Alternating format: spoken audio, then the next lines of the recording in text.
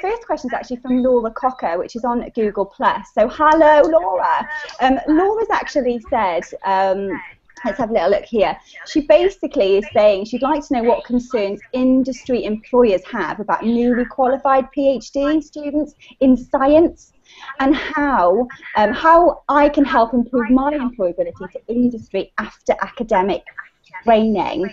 Do you want to start with that, Claire, actually, because within a careers capacity, that might be something that you could touch on firstly. Yeah, sure. Hi, Laura. I think the concerns that industry have about PhDs, about newly qualified PhDs, two things probably, about perhaps being now extremely narrow, because the way the PhD is that you look at something very specifically.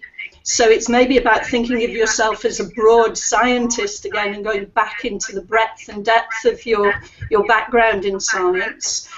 And also probably the other area is commercial awareness.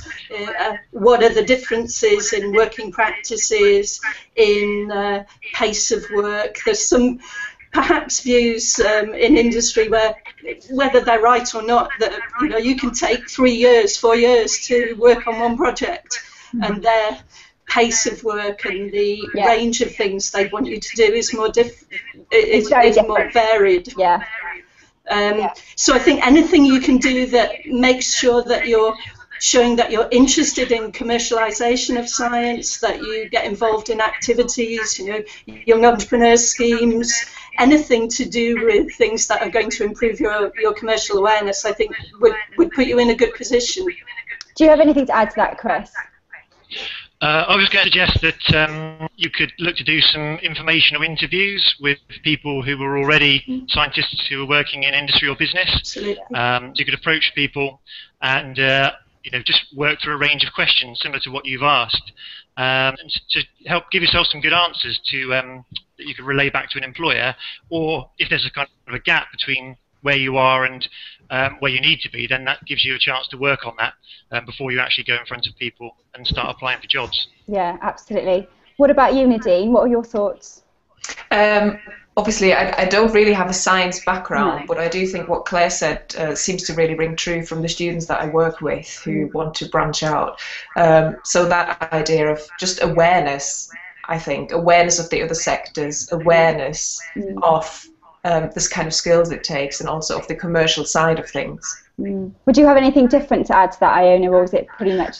Just one of the traps that we all fall as PhD students: try not to get lost in the solitude of the PhD. If you are interested in a career in the industry, it's very important that you are out there, that you're making connections, that you're speaking to people, and that ultimately you're showing that I'm not the lonely scientist, I am the industrial scientist. Yeah, absolutely. I think it's really important, and something that I talk to people when I'm working with people from all different sectors and industries, is that don't be defined by your qualification, don't be defined by your job title.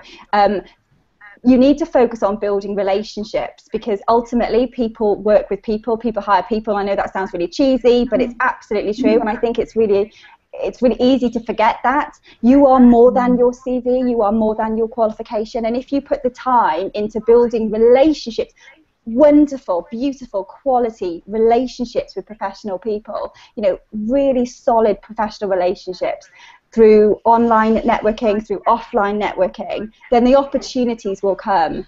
Surround yourself with people that are better than you. That's the best way to be better.